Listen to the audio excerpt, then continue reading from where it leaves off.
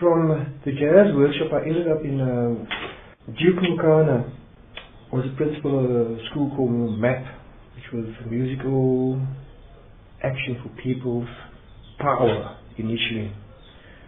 These were musicians who were performing at all these gigs, doing a lot of kind of mini festivals, fundraising for the politicians of the time. But that was in the 80s. You had all these people.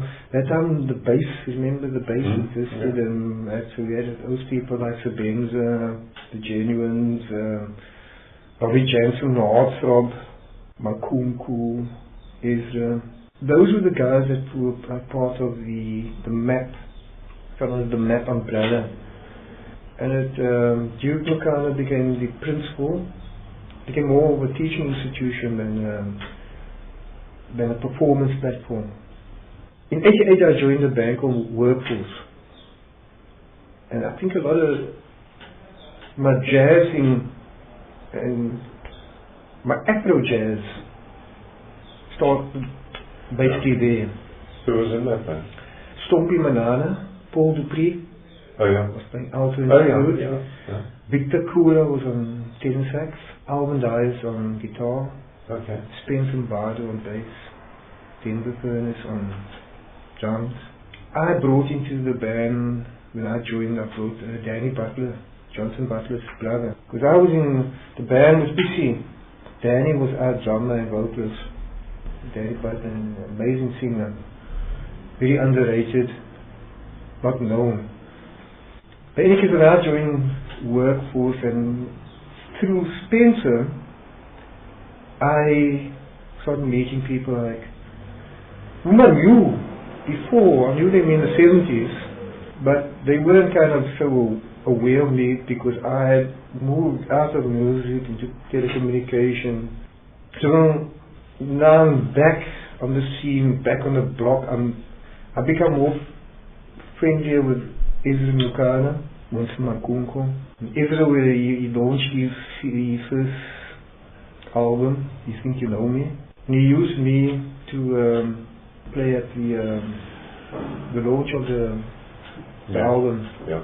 And Duke was there. So through that, when Duke became principal at MAP, he grabbed me. He asked me to come and teach piano and teach an ensemble.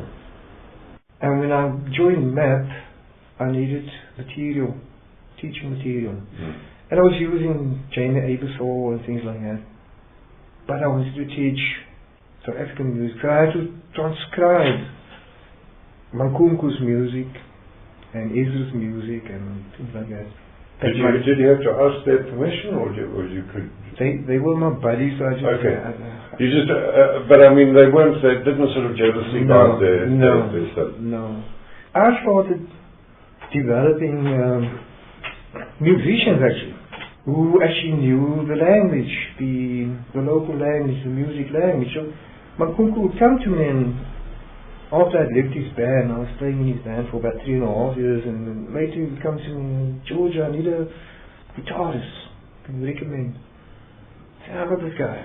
So I could recommend him musicians who actually knew his repertoire. A lot of the musicians like Makoy Khubata, he actually thanks me a couple of times. Hey, thanks for teaching my music to the... Well, you'd think that would be the approach of musicians to encourage their music to be learned. People like Robbie Jansen, Errol, I never ever asked them. And I worked quite close with them. They never complained to me about. Now Errol was a very Errol Dyers was a very he was a bit of an activist. Errol was very hard, you had to play you had to know your roots. So Errol didn't mind it when I was teaching my students South African music. Those guys never wrote. They couldn't transcribe their own music, unfortunately. They could write out maybe chord charts. Do you think that the musicians, the majority of them, who were coming up during that period, majority of them didn't have an academic background at all. Do you think not having an academic background has an effect on the way people actually play their instruments? To a degree, yeah. I think, you know, that there is different ways of learning in life. You can learn by the book. But now, there's two ways that you learn by the book. You can teach yourself by the book. Yeah. Or you could be taught, a lecturer could teach you the book. Yeah. So the information is in the book. Mankunku was a very well-read person. He might have just completed primary school, but he read a lot. And towards the end of his life, his eyesight was going, and he was complaining to me. He said, "Hey George, my eyes are going." I said, "Yeah, but you know, you don't need the eyes, but I won't be able to read now." Yeah. So, how one learns from life, there's different ways. I can have a lecturer teach me from a book. I can go to a book myself and learn from it, or I can do it practically, like they did. Like the mechanics used to had to do an apprenticeship. Yeah. You go to a mechanic, and he offers you an apprenticeship, and then you learn with him, and he sends you every 3 months. He sends you to tech to go and learn. So that's almost like a band. I was using these bands, as I mentioned earlier. We used to look for bands where there was a guy in the band who had more knowledge than I, so I could use him as a stepping stone. I was fairly brutal at one moment, and I would go join the band for 6 months. Once I absorbed that knowledge, I'm starting to look for the next band now. Who else out there can teach me something? Yeah. And I think that was actually how people in the early 1900s, like Louis Armstrong, that's how they were learning. That's what Miles Davis did. When he went to New York, he sought out Charlie Parker. Yeah. He was supposed to be at Julius, but Julius wasn't teaching him, so he went to Charlie Parker. And then whilst he was with Charlie Parker, he learned so much, because he was actually the manager of the band. He used to book the recording studio and things like that. Opposite where I stayed, there was a mobile library that came. So I did read a lot of books. I was reading a lot of books, but it wasn't music books. I actually feel that reading those books did develop my brain in a certain way, so that I myself could go later and read music theory books and understand them. If I didn't have that culture, that reading culture. Now, certain people did use Grassy Park Library and Weinberg Library to borrow LPs. Yeah. I didn't. I used to buy my own albums and so forth. So you didn't ever feel excluded from public libraries? Yeah. Cape Town has been the most open city, South Africa. By the mid-70s, most public amenities were open to everybody.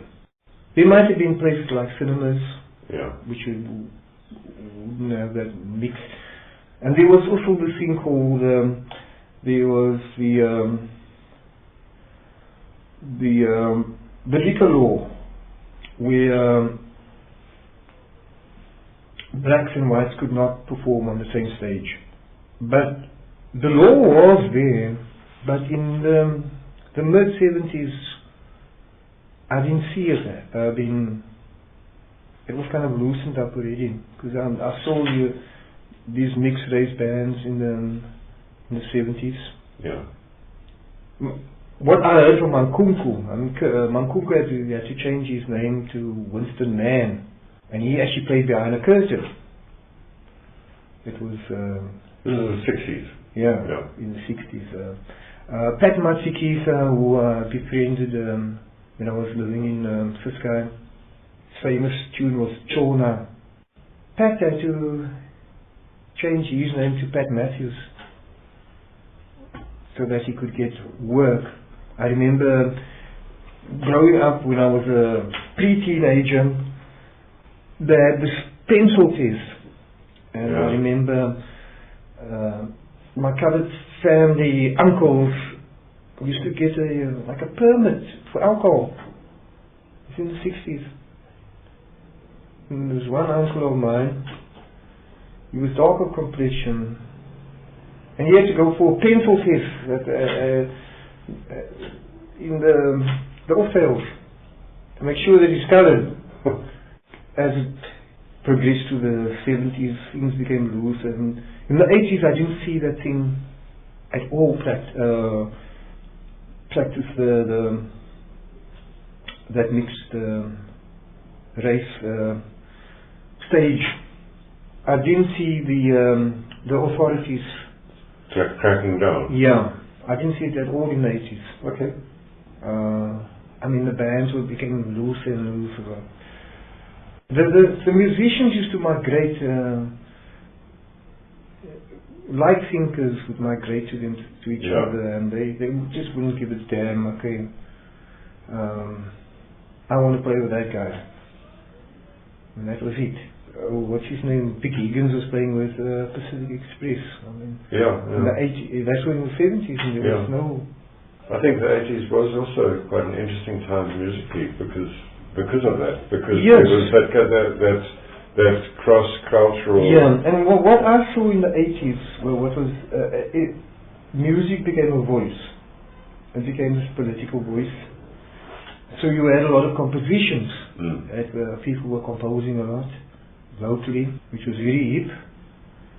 They had stories to tell. 50% was protest stories, but there were also guys now trying to musically rub against the edge of life. Like Sebenza reminded me, it was like a two-horn bass and drums. That was the first Sebenza. Now that reminded me of Ornette Coleman. It was guitarless, pianoless quartet. It was Robbie, Basil, Paul, and was it Jack? Jack Monfessor most of the time, I think. There had many other drummers. From your experience with the jazz workshop, you moved on to other teaching experiences. Yeah, like MAP. At MAP, I was teaching piano, but I also taught ensembles, and I also became a ensemble coordinator. So they used me to interact with the outside world. I would create gigs for all. We had our student population was always averaging around 60 kids a year, and I'll try and make sure that at least 50 of those kids are actually gigging out there, because it's performance art, and that's what I felt is how we grow. So that was one of my functions, was to get the music out to the outside world. Then later, MAP closed down around about 94, and our main, we were getting money from CEDA, the Swedish organization, funding organization. CEDA and our trustees decided that around about 93, they decided, listen here guys, you're going to have a democratic country next year. Your government can look after you. MAP at that stage was used as a bridging to get kids who were not taught music at high school, to get them to a certain level so that they were accepted at UCT. We actually had an agreement with UCT. If the student comes through MAP, it was a 2-year course that they did, that UCT would automatically accept this MAP qualification, and the kid would be accepted as long as he had matric. So MAP closed down 1994. I did some other little things at that moment. I was still teaching at jazz workshop. In fact, I probably stopped, I'm trying to remember when did I stop the jazz workshop. Probably 2014. According to my research, you started the Little Giants in '99. Yeah. Was that an offshoot of MAP, or was that? I was gonna get to that now. So I was still doing some stuff there, but still teaching at jazz workshop. But I did some other things, assisting some other organizations with teaching. But then in '99, organizers of the Jazzathon, they wanted a band, a youth township band, to perform at the Millennium gig. They approached Ezra. Ezra and I, we were close buddies. They approached Ezra, and Ezra at that time he was working for BP. But Ezra wasn't an educator. The person he did he went to one of my ex-students at MAP, Simpiri Matore, who had already started teaching kids in Manga and Guguleto, trumpet and trombone. I think it was just at the time when the Cape Town Symphony Orchestra became defunct and joined up with the Cape Town owners, the Artscape people. A lot of instruments became available, and the guy who just died now recently, the American trumpeter, he generously donated trombones and trumpets to.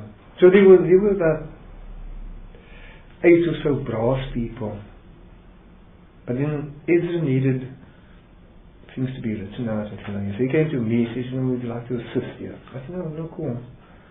And I needed a rhythm section. So I got from the jazz workshop, I built a rhythm section from there, and I got some saxophones as well.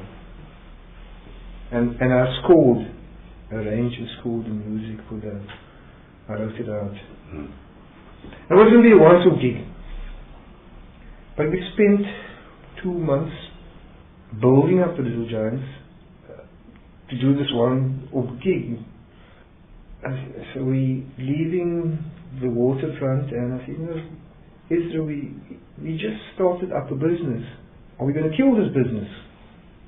And he looked at me and said, no, let's carry on.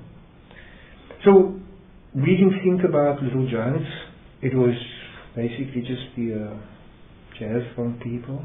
But I saw the opportunity, and I said, okay, let's carry on. We're doing nothing else. And the monster seemed to get out of hand, and it grew. It was defining itself in a positive way, not negative. But no, it's 21 years later. 21 years later. Now, is that your main performing vehicle? No, well, a lot of the guys that I worked with, they died. Damn. But a lot of my students started hiring me. Okay. But most of your performing work sort of evolved from the Little Giants. No. All your students, or a lot of students, but old buddies as well. I mean, Sylvia Ndluyeva, I've known her since the 80s. There's a couple of people like Soy and Teisha, who I met during the MAP days. Towards the end of last year, the beginning of this year, I was doing quite a lot of work with Bitaidi. Okay. Basra. Yeah. It is very teaching. I'm still teaching at UWC as well. And then through that, I ended up doing a musical, which was a collaboration with UWC and the University of Missouri. So we did Miriam Makeba, the musical. And I used Little Giants, and I used UWC students. So I do get gigs like that as well. What are you most proud of, or what has given you the most satisfaction in your musical life? And then, what do you think the future holds for musicians? Definitely Little Giants and students from MAP.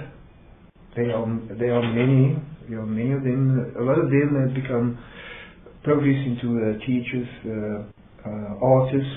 If I look at the Little Giants, I'm looking at about at least 30% are performing artists. I'm talking about ex-class.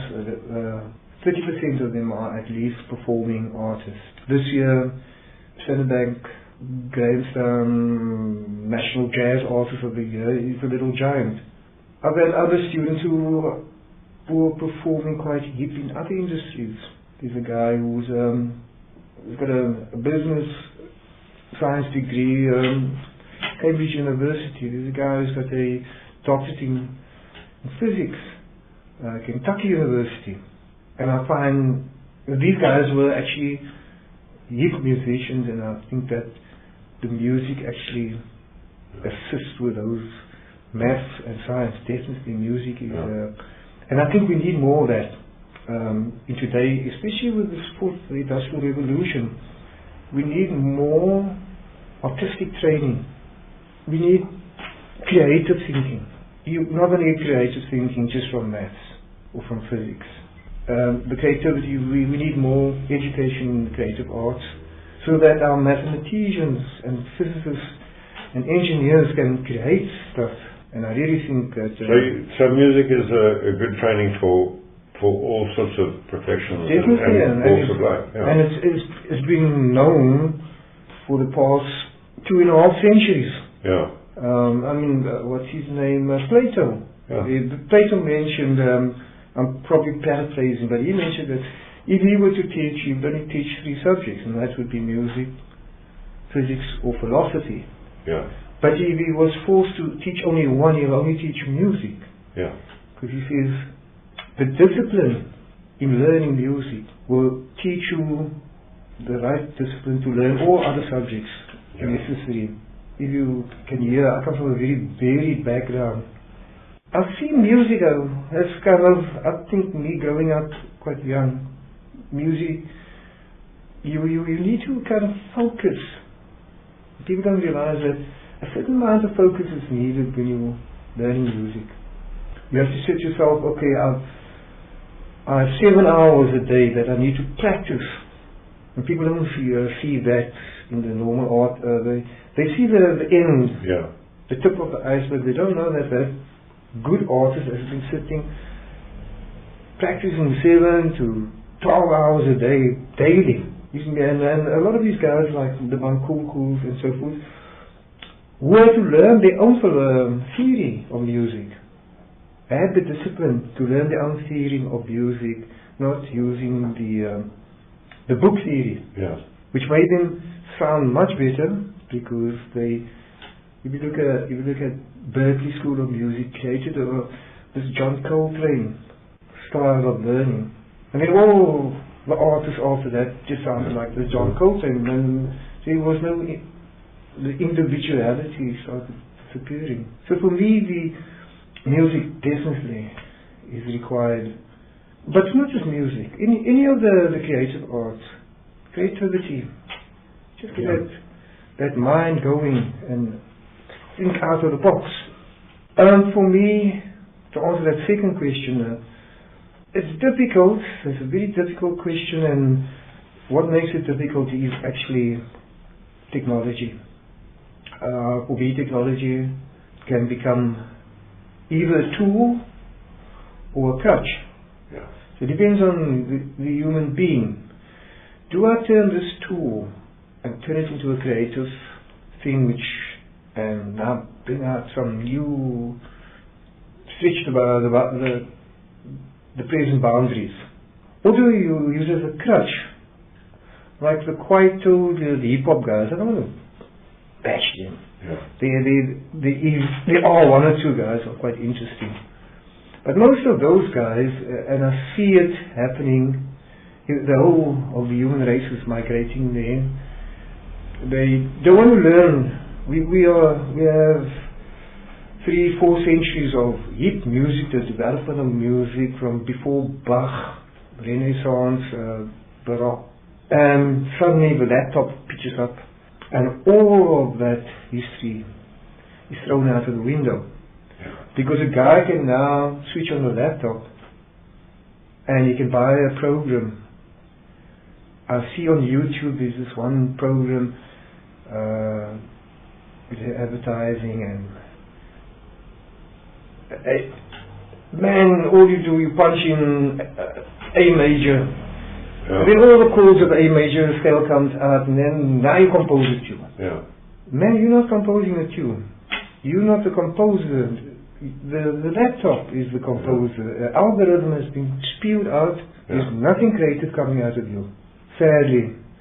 Yeah, and human beings have become very lazy. They're not reading any longer. That's why libraries are so important. They're not reading. They don't use the pen and paper any longer.